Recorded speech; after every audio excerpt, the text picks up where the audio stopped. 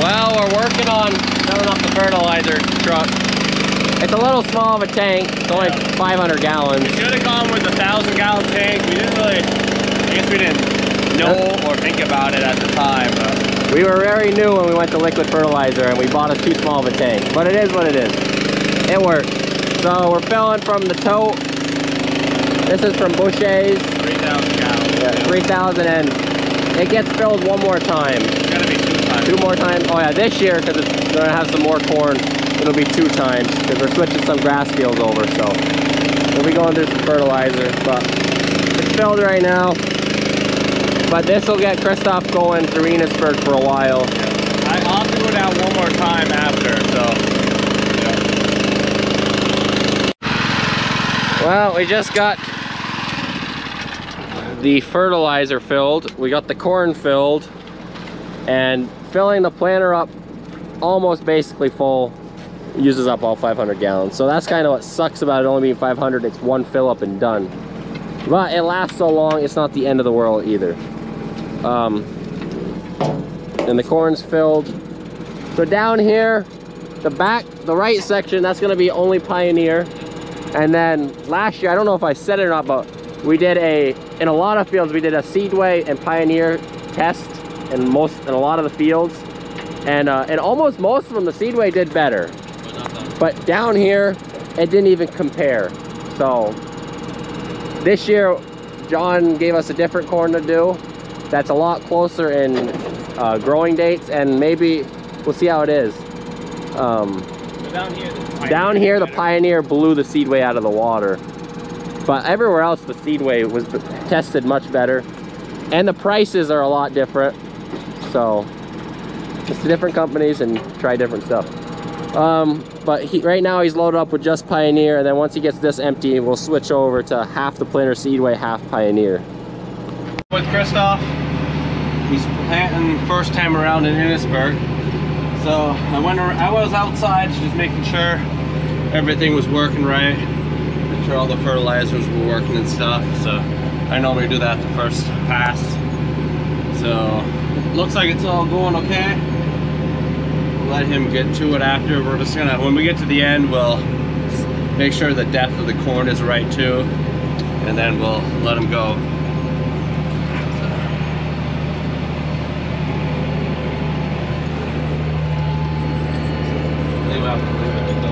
Yeah, windows are a bit dirty, and the grubbers and stuff, everything was further ahead than normal, so everything's kind of dried out. I mean, the grubbers did do a good job. Pretty flat. But you can see the color difference of the ground. It's dried out from yesterday. We'll get at it.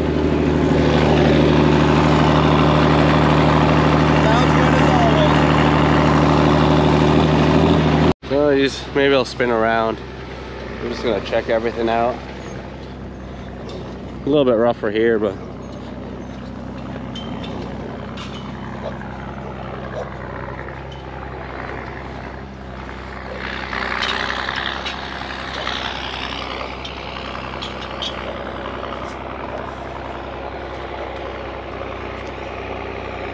he'll do another pass around, and then he'll start going just straight up and down. So we do 24 rows around, and then after that it's straight.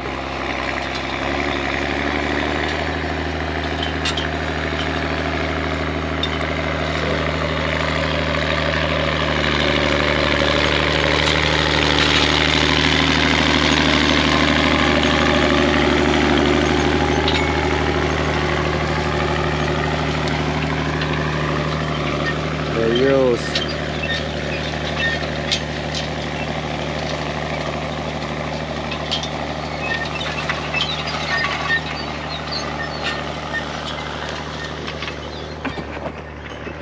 So you got one there, one there. Don't know if there's one in between. You got one here. It's about 2.5 inches or so down. Got one right there. It's a little close, but Yep, one right there. So they're all there here. Checked a couple other rows, so just close those up. It's a little packier right here, but the rest of it was pretty good. So we picked about a bucket full of rocks in an 80-acre field, right? About a bucket full and 80 acres. I like the ratio. I love it. And the best part is it's only in like about 100-foot square section right here is where all the rocks are. There used to be an old barn, I think, way back. Back in the day, there used to be one there, so there's still building stuff we pull out here and there. But yeah, the whole rest of the field, you might find a stone every other year randomly throughout the field, but that's about it. I'm gonna take this home. We literally brought it down here for about a bucket of rocks, but we knew we were gonna have some. Well, I drove that tractor home, hooked it on the green set of Harrells, and Stanley went out with that. And then right here you got my dad. Christoph's window's disgusting, but he is doing a dirt project in one of the fields with Marcus right now because it's Saturday. So he's got the 200 on the dump cart. My dad's driving the tractor.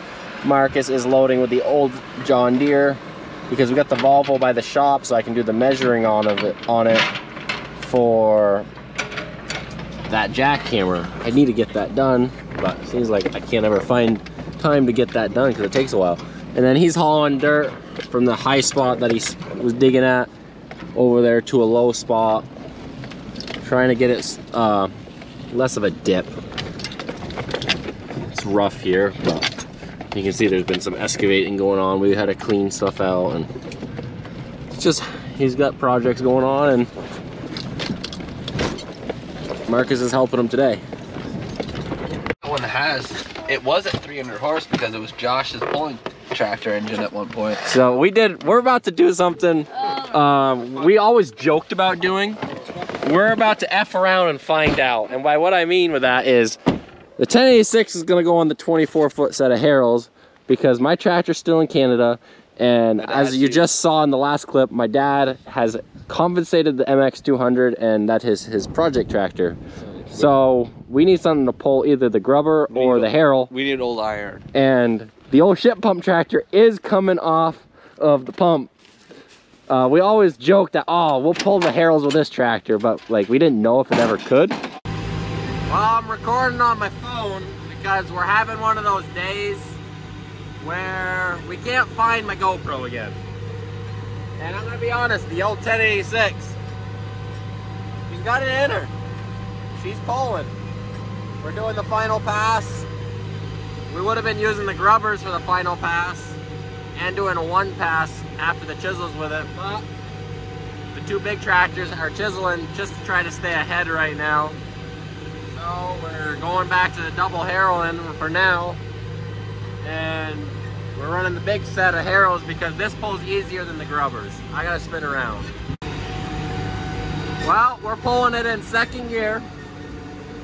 The TA is down. I had it up, but the old temperature gauge, it did not like it. She has plenty of power to do it, but the cooling package doesn't have it in it. So we have no radio, we have no CV. That's because I don't turn it on because my alternator's not charging again. But we do have the sound of a engine, and that right there is all we need because we're running. I'm gonna be honest, this machine is just gonna keep running, unlike all the new stuff. Now it has zero luxury compared to all the new ones. I mean, we have a cab that's falling apart right here. But one thing we have compared to all the new ones is reliability. And I will say this will outrun any other tractor on the farm. I mean, we had a damn building fall on the roof and she's still running. Yeah, I gotta do the outside ring on the other side where I turned. That's what I'm doing right now. And this field will be done. So, I haven't actually had people ask me on YouTube. I had it in person. Be like, why the hell do you guys leave the duals on a ship pump tractor? Well, for reasons like today. When it comes to spring work, last year, I think the year before, we didn't need it. So it just had duals on. But years before, every spring this would be pulling a 16-foot harrow.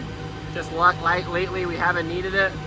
And this year, one day to the next, we need to pull the harrows. And instead of having to mess around, I'm gonna use a different word, I'm starting to spin out, she's sinking.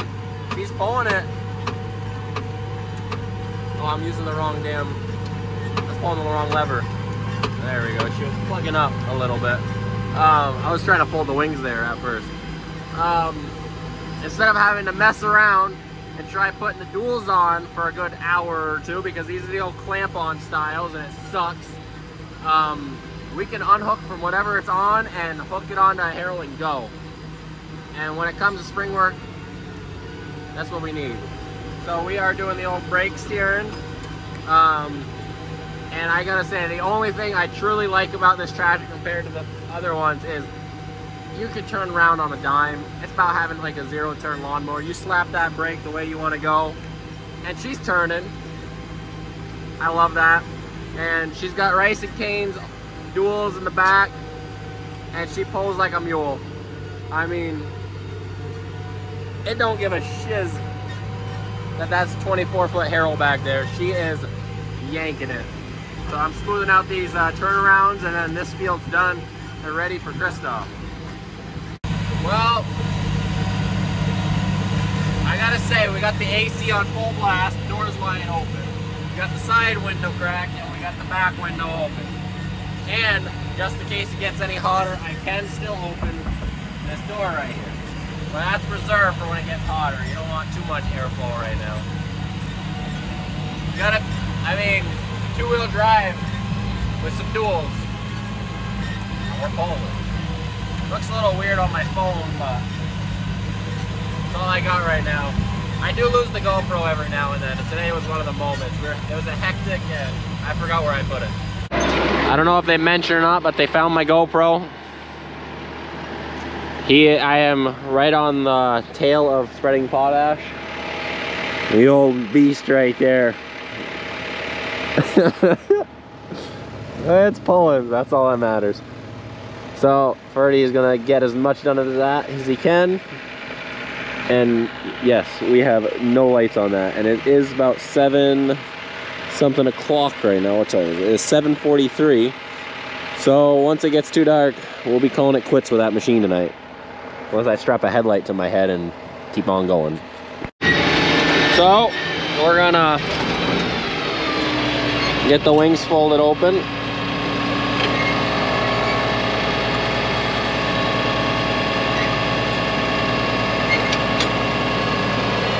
And then we'll get going.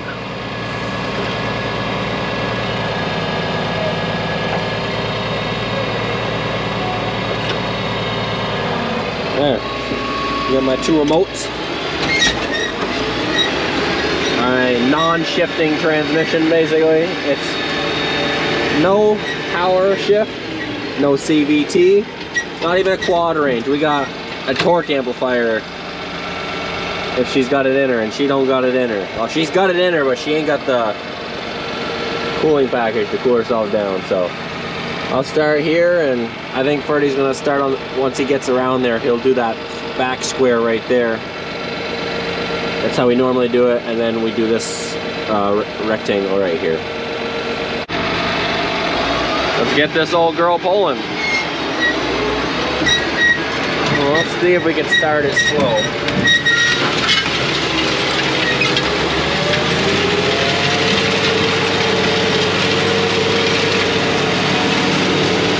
I'll put the camera down, not that I harrow their lawn. Now I'm in that back square. I was over there earlier, but Ferdy's done one pass here, and now he's coming up and down.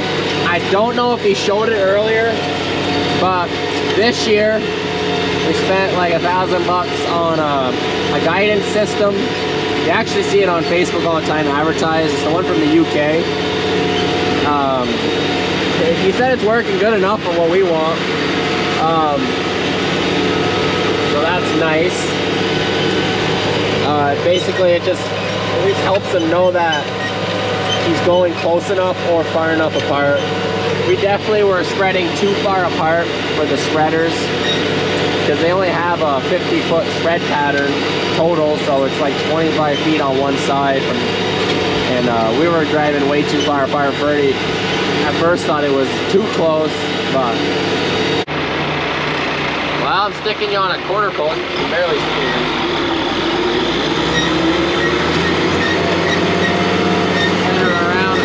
That's about the only thing I like.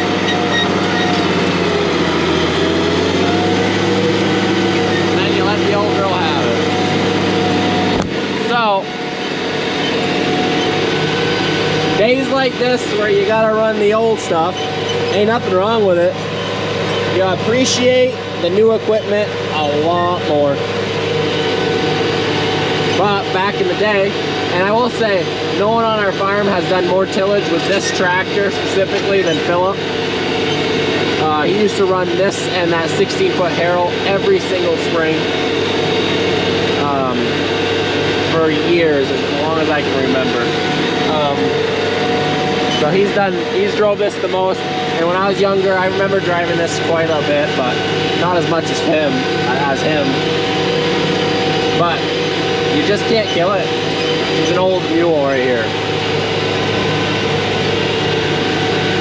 It ain't pulling nearly as fast as the other tractors. But as long as the dirt's flying and getting mixed, that's all we need. Well, now that the sun's gone down, it's almost time to close the AC down. But no, it is going. This thing's pulling fine, like, she's got more to give. You don't throttle right up. I just don't want to push it too hard. There's no point. I could pull it with TA up, I've done it, but it's keeping up just fine. It's doing a perfect job. It's at least pulling it fast enough, just barely, to where it's still throwing the dirt and mixing it.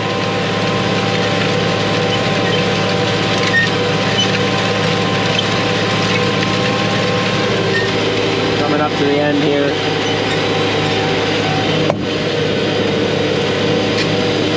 I don't know how that looks, but I gotta spin her around.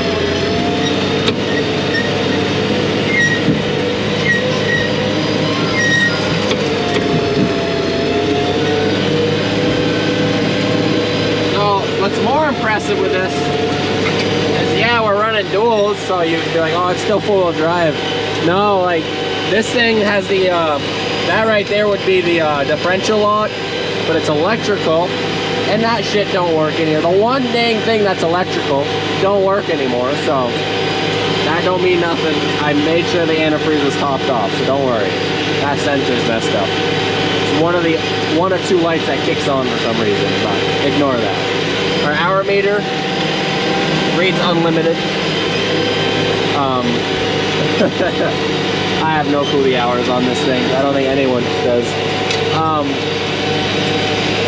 But no, she's pulling in no differential lock, just the duals. It definitely needs the rice and canes, I think. It's a big help to it.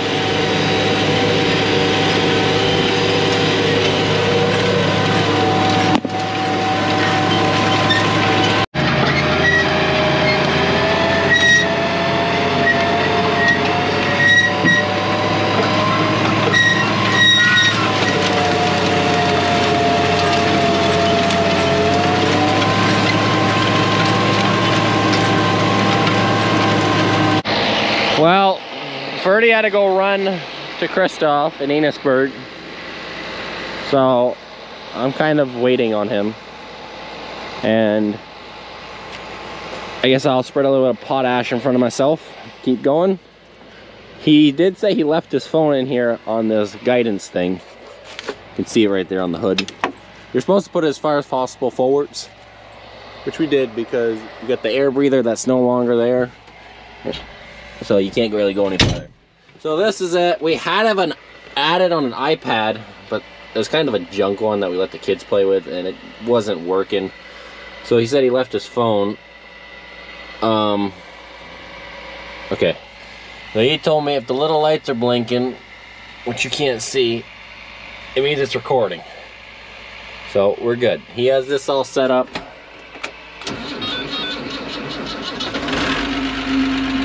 puffed a little bit of white smoke. Yeah, I turned the last switch on the bottom to the second one. It's been peaceful all day. I haven't had to listen to that. There you go. Now you have all your lights on. So that's Marcus. Hey, Marcus. So look at that.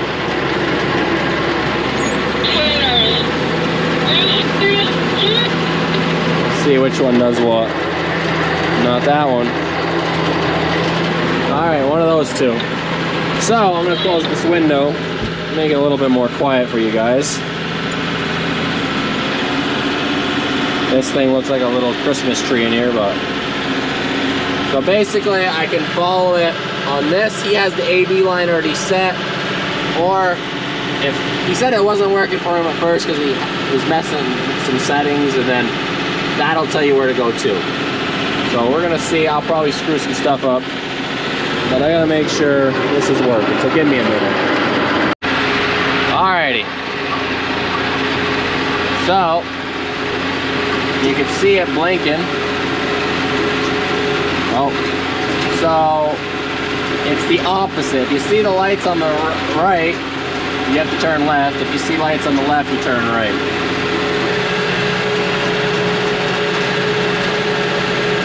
So it'll do the same thing on here, but it's kind of nice that it's in front of you.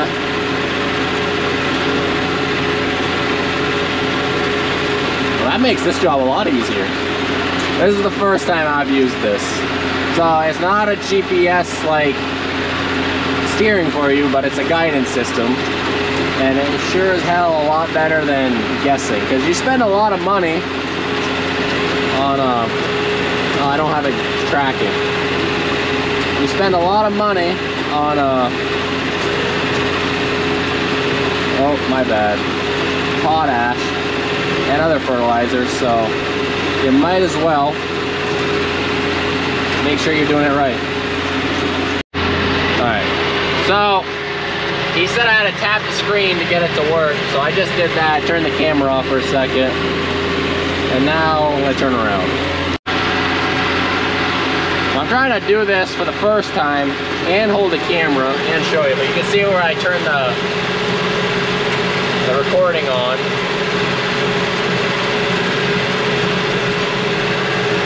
So I did just mess up a section of the field for Ferdy, but you know, like, even though I wasn't recording on the screen, which really, it just helps you know where you've been and all. It's not like it's keeping any records for us for this stuff, but it's handy to know where you've already spread potash, just even on the screen. Now that it's dark, you can barely see your old mark. And we're only like 50 feet away, but you can't see. And this right here sticks right in front of you, and it's accurate. I mean, it's the free service, so you're gonna pay for it. So anyone that knows GPS, however accurate the free stuff is, that's it. But it's good enough for us. I mean, we're not complaining. I'm gonna turn around and put this down.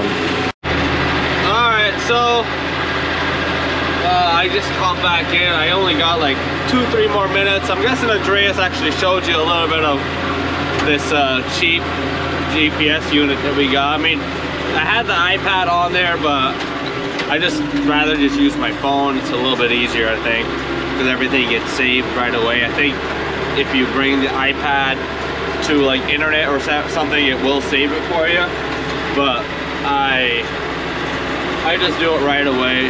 Kind of got used to it a little bit more, so it works pretty good though for what it is. I mean, right now obviously I had a AB line set up over there, but I'm just gonna finish this little section up without doing that. So maybe if you guys are interested, I can do a whole video on this, show you guys where you can buy it. When I ordered it, it came here 2 days I had it, so it was very quick. If that's something you guys are interested in, just let me know, and I'll get a little bit more in depth in it. So thanks for watching. Watch along for the rest of the corn videos. Hopefully it's exciting and it'll work out good here.